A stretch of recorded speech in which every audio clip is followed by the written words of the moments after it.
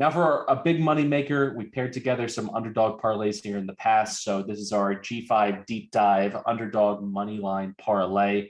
I'm going to get things started going to the Mountain West. Utah State plus 165 at San Jose State. I'm going to be honest, this number didn't make a whole lot of sense to me. It's almost as though this was handicapped in 2020 and not in 2021 because San Jose State has just not been the same team. Their offense, despite all that they returns and what should have been consistent quarterback play, has been stuck in neutral. And their pass defense has really taken a step back. They're allowing 62.5 completion percentage to opposing teams. That's 77th nationally. They're not picking off passes, just barely cracking the top 100, and they can't get to the quarterback. And that's a really bad combination against a Utah State team that's absolutely cooking in the passing game. They're 7-2 on the season, 12th nationally in passing the football. I'm surprised that they're not a bigger story nationally. I think what they've been able to do and turn things around has been tremendous. And the Logan Bonner, Devin Tompkins connection is just full on out of control. The last 2 weeks, they've connected 16 times for 391 yards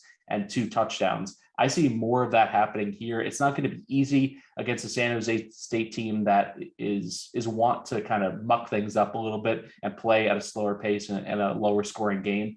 But I think they have a puncher's chance here, and I'll take plus 165. I think that's very, very generous in a game that my power rankings call as a pick 'em. So I'll go ahead and take the plus money here with the Aggies.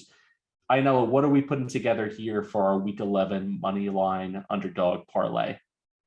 All right, for my money line underdog parlay, I'm going back to a team we cashed earlier this year. Matt Mitchell, cue the music. We're going to Club Lit. I'm taking Charlotte plus 200 at Louisiana Tech. La Tech's another team, maybe on quit watch. Skip Holtz, he may be on the hot seat. They're 2-7. They've lost 5 straight. But Charlotte's 5-4, and that's another thing I like to look at this time of year. They need one more win for bowl eligibility. They play Marshall next week, and then they play Old Dominion, which is obviously, they'll probably lose to Marshall. So that means between La Tech and Old Dominion, they got to win one of those to go bowling. I think they're going to know that. We've seen Charlotte. They beat Duke, beat Gardner-Webb, Georgia State, Middle Tennessee. They lost to Georgia State. Beat Middle Tennessee.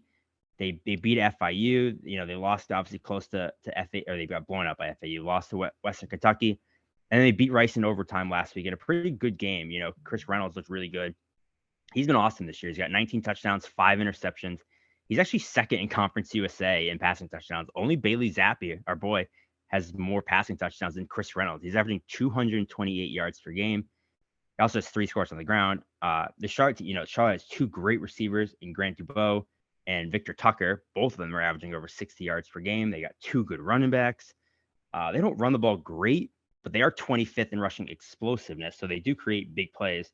And this Louisiana Tech defense is 115th in success rate against the pass, and they're 97th against the run. So Louisiana Tech's defense is putrid. And the Charlotte offense is just kind of sneaky underrated. And the one area they've kind of gotten beat a lot this year is on the ground. They've been really bad at run defense. But La Tech's just 124th in rushing success rate. So I don't know if they could take advantage of it. And on the other side for La Tech, Austin Kendall didn't play last week. He has a back injury, and there's no word on when he's coming back. But even if he does, he's not looked as good as I think people maybe thought he'd be. He's got 13 touchdowns, 9 interceptions this year. His last 4 games, he's got 6 touchdowns, 6 interceptions. He's completing just 60% of his passes this season. So, Kendall's not as scary as maybe you recognize the name, obviously coming from Oklahoma, West Virginia, but he really hasn't played well the last couple of weeks. And if he's out, then they're starting freshman JD Head. I don't know about that. So, like I said, this La Tech team is kind of reeling. Skip Holtz's seat could be getting hotter, and Charlotte's still fighting for that bowl win. La Tech last week lost their 7th game, so now they know they're not going bowling. Charlotte still has that fight. Give me Club Lit at plus 200. This parlay inching up close to 7-1, I think demonstrates the kind of value you're getting on these two teams. And honestly, when you're trying to pair together underdogs late in the season, it helps when they're good teams with clear goals. And I agree, Charlotte knocking on the door of bowl eligibility, they're clearly going to play motivated.